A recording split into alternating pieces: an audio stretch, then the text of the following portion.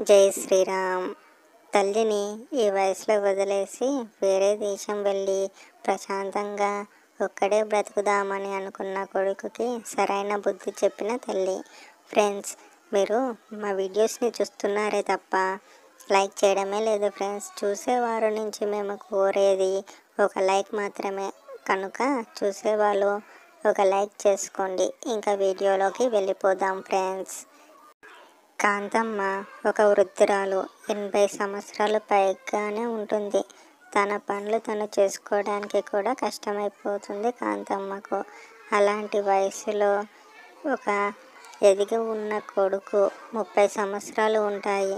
ఎలాంటి పనులు చేయకుండా ఇంటి దగ్గరే ఉండి తన తండ్రి కష్టపడి సంపాదించిన ఆస్తంతా కూర్చొని తినేవాడు రవి. అలా పెరిగాడు మరి రవి. చిన్నప్పటి నుంచే గారాబంగా పెంచిన రవిని ఇప్పుడు తల్లికి ఇంత వయసు వచ్చింది, ఎలాంటి పనులు చేసుకోలేదు. ఇలాంటి సమయంలో తల్లిని ఒంటరిగా వదిలేసి దూరంగా వెళ్ళి బ్రతుకుదామని కోరిక. అలా రవి వాళ్ళ స్నేహితులు ఎలాంటి డబ్బులు సంపాదన లేకుండా వేరే దేశానికి వెళ్ళి బాగా సంపాదించారు. అలాంటిది రవికి ఏమర్థమైందో ఏమో, ఉన్న ఆస్తి అంతా అమ్మేసి బయట దేశానికి వెళ్దామని అనుకుంటాడు. అలా ఎంత వయసు ఉన్న తల్లిని ఒంటరిగా వదిలేసి వెళ్ళిపోదాం అనుకుంటాడు. రవి తండ్రి వేణు బాగా సంపాదించి ఉన్నట్టుండి హఠాత్తుగా గుండెపోటుతో పోతాడు. అలా రవిని కాంతమ్మని బాగా పెంచింది. అలాంటి కాంతమ్మకు ఇప్పుడు ఎవరు చూసేవారే లేరు. కాంతమ్మకు ఒక్కగానొక్క కొడుకు రవి, అందుకని గారాబంగా పెంచారు. అలాంటి రవి ఇప్పుడు ఈ వయసులో వదిలేసి వెళ్ళిపోతాను అని బెదిరిస్తూ ఉంటున్నాడు. పైగా ఉన్న ఆస్తి అంతా కూడా అమ్మేసి డబ్బు రవికి ఇవ్వాలని డిమాండ్ చేస్తున్నాడు. అలా అని సొంత తల్లిని ప్రతిరోజు వేధిస్తూ వచ్చాడు రవి. ఊర్లో ఉన్న పక్కన ఉన్న జనం అంతా కూడా రవిని ఎంత మందలించినా కానీ రవి వినే పరిస్థితిలో లేడు. పైగా నా డబ్బు, నా ఇష్టం, నా తల్లి అని గొడవ పెట్టుకోవడానికి పైకి వస్తున్నాడు. ఇంకా వాళ్ళు మాత్రం ఏం చేస్తారు? చెప్పే వరకు చెప్పారు, వినకపోతే వదిలేసి వెళ్ళిపోయారు. రవి మాత్రం ప్రతిరోజు గొడవ పెట్టుకునేవాడు. అలాగని ప్రతిరోజు తాగి ఇంటికి వచ్చి సరిగ్గా తల్లితో మాట్లాడకపోయేవాడు. ఈ వయసులో కొంచెం ప్రేమగా మాట్లాడి పక్క నుండి ధైర్యాన్ని ఇచ్చే కొడుకే ఇలా ఎదిగిన కొడుకు. అసలు ఉద్యోగం సద్యోగం ఏమీ లేక ఉన్న ఆస్తి అంతా తాగుడుకు, తిన్నుడుకు, పేకాటలకు బానిసైపోయే కొడుకుని చూసిన తల్లి కాంతమ్మ ఇంకా బాధగా అయిపోతుంది. బాబు, ఈ వయసులో నువ్వు నాకు తోడుగా ఉంటే చాలు, అలాంటిది నువ్వు నన్ను ఈ వయసులో వదిలేసి వెళ్ళిపోతే నేనేమైపోవాలి బాబు, కొంచెమైనా అర్థం చేసుకోవాలి కదా అని ఎంతగా బ్రతిమిలాడినా కానీ రవి మాత్రం వినడు. నేను వెళ్ళాలంటే వెళ్ళాలి, నువ్వేం చేస్తావో తెలీదు. ఈ పేపర్ల పైన సంతకం చేస్తే మంచి బేరం కుదిరింది.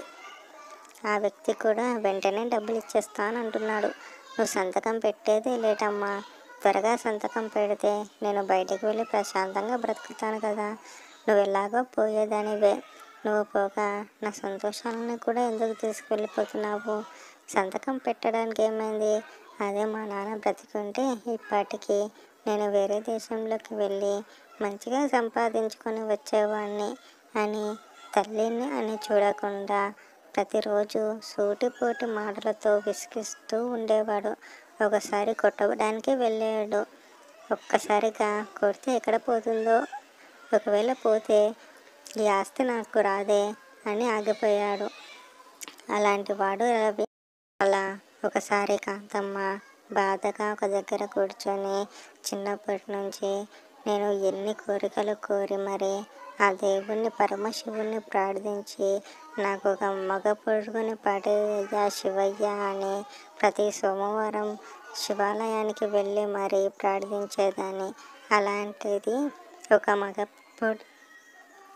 మగవాడిని పుట్టించాడు శివయ్య.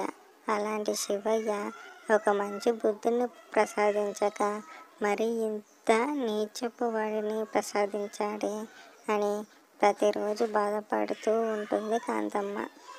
నేను తప్పంతా నాదేలే, చిన్నప్పటి నుంచి బుద్ధిగా మంచిగా పెంచకుండా ఉన్నది ఒకే కొడుకు అని గారాబం చేశాము. అలా చేసే నేను ఈ చివరి దాకా తెచ్చుకున్నాను అని బాధపడుతూ ఉంటుంది కాంతమ్మ. పైగా ఈ వయసులో నా పని నేను చేసుకోవడానికే కష్టపడిపోతుంది. ఈ వయసులో నన్ను వదిలేసి వెళ్ళిపోతానంటున్నాడు. దీనికన్నా దౌర్భాగ్యం ఇంకేమైనా ఉంటుందా అని ఏడుస్తూ బాధగా ఉంటుంది కాంతమ్మ. ఊర్లో ఉండే జనం, పక్కన వాళ్ళు అప్పుడప్పుడు వచ్చి కాంతమ్మను మందలిస్తూ ఉంటారు. ఏమి బాధపడకు కాంతమ్మ, ఆ దేవుడు ఎక్కడో ఒక చోట నీకు మంచిగానే రాసి పెడతాడులే. ఇంత ఆస్తి ఉంది, అనుభవించుదామంటే వయసు అయిపోయి నీ పనులు నువ్వే చేసుకోలేకపోతున్నావు. ఎదిగి వచ్చిన కొడుకేమో ప్రతిరోజు నేను బాధ పెడుతూనే ఉంటున్నాడు. ఎప్పుడో ఒకసారి ఆ కొడుకుని మారుస్తాడులే అని చెప్పి వెళ్ళిపోతారు. అలా ఒకరోజు కాంతమ్మ బాగా ఆలోచించుకొని, బాబు రవి, ఇలారా, నువ్వు చెప్పినట్టుగానే నీకు ఆస్తి రాసిస్తాను. కాకపోతే ఒక వారం రోజుల పాటు నా దగ్గరే ఉండి నాకు సేవలు చేస్తావా నాయనా అని అనడంతో, వారం రోజులే కదా, కళ్ళు తెరిచి కళ్ళు మూసి కళ్ళు తెరిచేలోపు ఆ వారం రోజులు ఎంతసేపట్లో పూర్తయిపోతుందిలే అని తల్లికి మాట ఇస్తాడు. అలా అప్పటి నుంచి తల్లికి సేవలు చేయడం మొదలు పెడతాడు. అలా కాంతమ్మ మంచంపై నుంచి కిందకి దిగపోవడంతో, నీకేం చేయాలో చెప్పమ్మా, నేను చేసి పెడతాను అని రవి అనడంతో, బాబు కాస్త ఆ మంచినీళ్ళు ఇస్తావా అని అంటుంది కాంతమ్మ. అలాగేనమ్మా అని మంచినీళ్ళు తీసుకొని కాంతమ్మకి ఇవ్వడంతో కాంతమ్మ కొన్ని నీళ్ళు తాగి చేతులు వణుకుతూ కింద జారిపోతుంది. అలా పక్కంతా తడిచిపోతుంది. అలా గ్లాస్ అంతా తీసి బెడ్షీట్ మారుస్తాడు రవి. అలా చీకటి అవ్వడంతో రవి చేతులతో వండి పెడతాడు. అలా తిన్న కాంతమ్మ మళ్ళీ నీళ్ళు తాగుతూ మళ్ళీ బెడ్షీట్ పైపు వస్తుంది. అలా మళ్ళీ బెడ్షీట్ మారుస్తాడు రవి. అమ్మ, ఏమైందమ్మా నీకు? మరి నీళ్ళు తాగడం కూడా రావడం లేదా? మరి చిన్నపిల్లదానిలా చేస్తున్నావు అని అంటాడు రవి.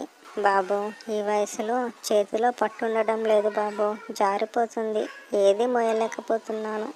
ఏమీ అనుకోకు బాబు అని అంటుంది కాంతమ్మ. ఏమంటానులే, ఆస్తంతా నా పేరుకు వచ్చే వరకే కదా అని అనుకుంటాడు రవి. అలా నైట్ పడుకునే సమయానికి బాబు రవి అలా వేరే రూమ్లో కాకుండా ఏ వారం రోజుల పాటు నా దగ్గరే పడుకో బాబు అని అనడంతో ఆ బెడ్షీట్ మార్చేసి వేరే బెడ్షీట్ వేసి తల్లి పక్కన పడుకుంటాడు రవి. అలా బాబు, కొంచెం దాహంగా ఉంది, కొన్ని నీళ్ళు ఇస్తావా అని అనడంతో, ఏంటమ్మా నువ్వు, ఇందాకే కదా తాగింది, ప్రతిసారి నీళ్ళు అంటే ఎలా అమ్మా? కొంచెం వాటర్ అక్కడ పక్కకు పెడతాను, తీసుకొని తాగు అని వాటర్ బాటిల్లో నీళ్ళు పోసి తల్లికి ఇస్తాడు. అలా తాగిన కాంతమ్మ టేబుల్పై పెట్టబోతుండగా చేతిలో పట్టు జారిపోయి కింద పడిపోతుంది. అలా బెడ్షీట్ అంతా కూడా తడిసిపోతుంది. అది చూసిన రవి, ఏంటమ్మా అని కోపంగా గట్టిగా అరిచేస్తాడు. నేను ఊరుకునే కొద్దీ మరీ ఎక్కువగా అయిపోయింది. వారం రోజులు పని చేయమన్నావు కాబట్టి ఇలా ఒప్పుకున్నాను. కానీ నువ్వు వారం రోజుల పని ఒక రోజులోనే చేపిస్తున్నావు. అసలు ఇలా తడిచిపోయి దానిపైన ఎలా పడుకోమంటావమ్మా అని అనడంతో కాంతమ్మ నవ్వుతూ, బాబు, నీకు గుర్తుందో లేదో, చిన్నప్పటి నుంచి నువ్వు పడుకునేటప్పుడల్లా పక్క తడిపేసేవాడివి. అలా తడిసిన దాంట్లో నువ్వు పడుకుంటే నీకు ఎక్కడ దురదలు తామరలు వస్తాయో అని నిన్ను సాపు ఉన్న దగ్గర పడుకోబెట్టి నేను తడిచిన దానిపైన పడుకున్నాను. అలా ఒకరోజు కాదు బాబు, కొన్ని సంవత్సరాల రాత్రులు నువ్వు అలానే చేసావు. నువ్వు అప్పుడు చేసిన దానికి నేను ఏమీ అనకుండా ప్రేమతో తుడిచి పడుకోబెట్టాను. నువ్వు పోసింది టాయిలెటే కాదు బాబు, నువ్వు చాలా చేశావు. అయినా కానీ అవన్నీ నేనే తీశాను బాబు. అది అర్థం చేసుకోకుండా నేను పోసింది మంచినీళ్ళకే నువ్వు ఇలా అరుస్తున్నావే.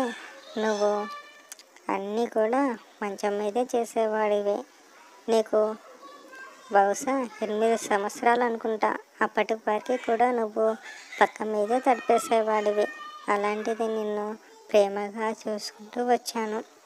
నువ్వు మాత్రం ఇలా అరుస్తున్నావే అని అనడంతో అదంతా అర్థం చేసుకున్న రవి, అవునే, నేను మరి ఇంతలా ప్రవర్తించానా?